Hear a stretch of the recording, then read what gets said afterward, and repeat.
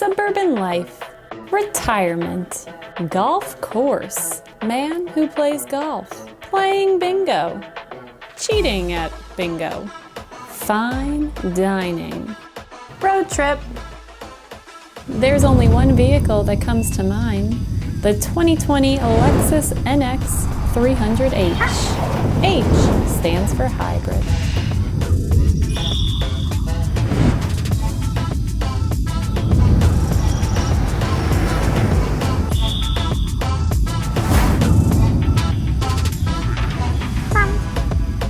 Now, if you're all about exterior looks and you want something that maybe has an edgier look, check out the F Sport model. That's probably going to be more to your liking. The grille, much meaner looking. And yes, we're going to have to keep Andie nice and cool because it is getting way too hot out here. Oh, that feels so good. But personally, I think this particular version, the NX Hybrid, is the way to go, especially when you have a pet. Let me show you why. This thing starts in EV mode, so it's got a silent startup minus the introductory beeps, which we love for those anxious pups. Wide and taller rear makes for more space for a pup back here. And it gets even bigger with the push of a button. Very convenient when your hands are full or you're trying to contain a wild beast as you're loading them in the rear. The rear is not too high, so exiting and entering are that much easier for a large dog. It's also a power tailgate and the tailpipe does not get in the way because it's pointed downward. When you look at the F Sport model, those are shooting straight to the back, which means your dog might feel that hotness. The floor space is pretty much hump free, so if your dog likes to sit down there, they'll have that much more space to move around and get comfortable. And this has got to be one of the smoothest crossovers I have ever driven, making your dog feel that much more secure and relaxed. Now at this point, we've tested a lot of CUVs and I drive them on the same roads, so I know the turns and the bumps. And this is honestly one of the smoothest CUVs I have ever driven. There's only one other crossover that to me is a close contender for this, and that's the Acura RDX. And if you watch my videos, you know I do love Acura, but I gotta be truthful.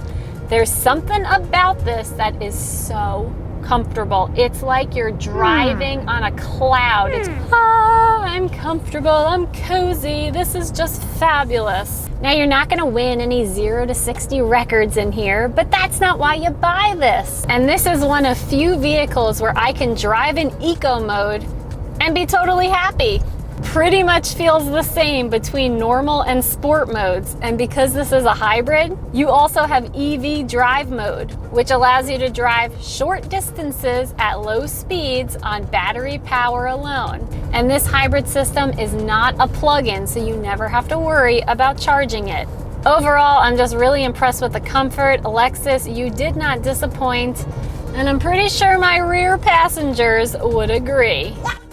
And one thing I really appreciate about Lexus, it's luxury without looking too over the top, especially this one. When you compare it to the F Sport model, this is definitely a little more muted, not as aggressive, which has its benefits. You're not attracting a ton of eyes, yet you're still enjoying a luxury experience. And we all know these things are so reliable and gonna last a long time.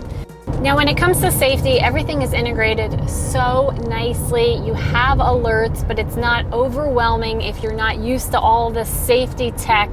It's actually pretty easy to just jump in and start driving this thing. Your blind spot monitor is on the mirror. If you're backing up and a car is crossing, you'll get an alert. Even if you start to drive too closely to the car ahead of you, you'll get a brake alert in your gauge cluster, so no tailgating. And I love that when you're at a stop, when you start to creep up and the car in front of you has not moved, your camera display will pop up. See? And because the shape of the hood is tilted downward, it's really easy to see what's in front of you. Furthermore, the panoramic bird's eye view is fantastic. Makes it so easy to back into a spot and see everything that's around you. So if you have a difficult time turning and needing to look back, you don't have to worry about that, because look, it's so clear. Now I have to be honest, when I first walked inside of this thing, I thought, eeks, feels a little dated, perhaps even cluttered. But after spending some time in here, I quickly realized, wow, it works. From a functional standpoint, it is so easy to access a ton of things you want like that. So whether you're new to tech or just despise vehicles that rely so heavily on touchscreens or detest fingerprint smudges, well, this should get you pretty excited. Look at these hard buttons. Straightforward, not overwhelming, and very thoughtfully placed, these climate buttons are so easy to access when you're driving. Perfect position, and they feel high-end, very nice. Dedicated camera button, which we love. And what is that next to it? A heated steering wheel, which we do not need today.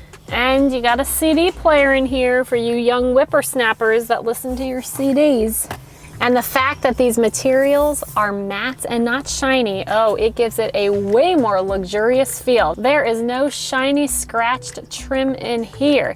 And this particular interior, I love that it's paired with a navy leather. It is absolutely beautiful. This to me looks super fresh, much more current when compared to black. So this screen, it's not a touch screen.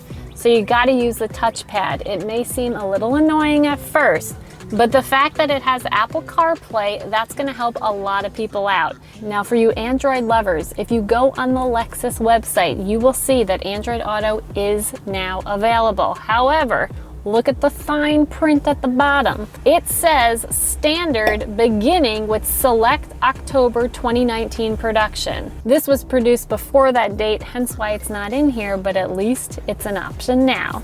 And yes, you have car navigation in here, but you can also project Waze across the entire screen, which is not always the case. Sometimes it's in this little arbitrary box, which is so silly. So at least Lexus got it right in here. And when it comes to a Lexus seat, honestly, you can't go wrong. These are very comfortable. The leather is beautiful, lots of adjustments, heated and ventilated too. And they go down pretty far, so if you like to take a nap at the rest stop, I think you'll be able to do so very comfortably. Yeah. And say those second row seats are not exactly how you want them. Perhaps you want them up, or you want them down. Well, you don't even have to get out of this seat to move them. Look at that. How convenient. Now another thing I always get excited about is when I find a little secret storage. Look at this. But it gets even better. Look what's on the other side of this. Yep, a mirror. Have you ever seen such a thing? Who needs this when you got this? Just don't lose it, because I have no idea how much this would cost to replace. Maybe we can find out. Thank you for calling Lexus. Please stay on the line, and we'll be back in a moment. I'm curious, if one were to lose that, how much would that cost to replace it? Hold on just 1 second, I'll pull it up for you, okay? Just a moment. Thank you so much. Come experience the luxury of simplicity. We pride ourselves. I had black on my face this whole time. How much do you think this is going to cost? I'm going to guess $150. For all of your automotive needs and have become recognized, we're eager to provide from our team of professionals in automotive excellence as a proud member of the... That's all I really need is a rough idea. I don't actually need the replacement, but I just wanted to know, for my own personal sake. They range anywhere from $93 to $135. Thank you so much. I really appreciate it. Have a great day. Yeah. Anywhere between 93 and like 135 bucks, is that what he said? I was close. It probably depends on what it's covered in. So I don't know, I wouldn't lose it. So just leave it in your car, because that would really stink if you had to replace that. Now earlier I mentioned some of the positive pet-friendly features, but there are some areas this NX falls short on when it comes to fur kids. It lacks a pano moonroof, and while the light headliner is nice, extra airflow would be better. The AC, ridiculously weak back here. Even if I close off all the vents up front, it is so wimpy. And if you go to climate settings, unselect this, airflow will improve, but still not ideal. So if you have a dog that overheats easily, not a good sign. And because airflow is such a big deal to us, this is very concerning. In the summer months, I would have to make some major concessions to make this work. Starting this up super early, making sure it is really cooled down, and blasting the AC continuously in hope that Andie can actually feel it back here while I freeze my butt up front. And lastly, if the door would open more at a 90-degree angle, I think that would make things a little bit better for your big dogs that like to climb in on the side. But on the positive, for your people passengers, this is a very comfortable seat. Great leg room, functional armrest. Your elbow is not in a cup holder. But look at this, buttons on the side. You can recline, sit more upright, or fold them fully down. So that means you have full control of these seats from the front, the center, and the rear. So at the end of the day, I'm gonna call this lab friendly. There was a lot of great components about it, as you saw, but it's not quite lab approved when it comes to Andie, purely because of the HVAC. Make it more powerful and we can revise this ending. Now, not all dogs are impacted by heat like Andie, so you may find it's not a big deal for you. And if you don't have a pet, well, definitely check this thing out.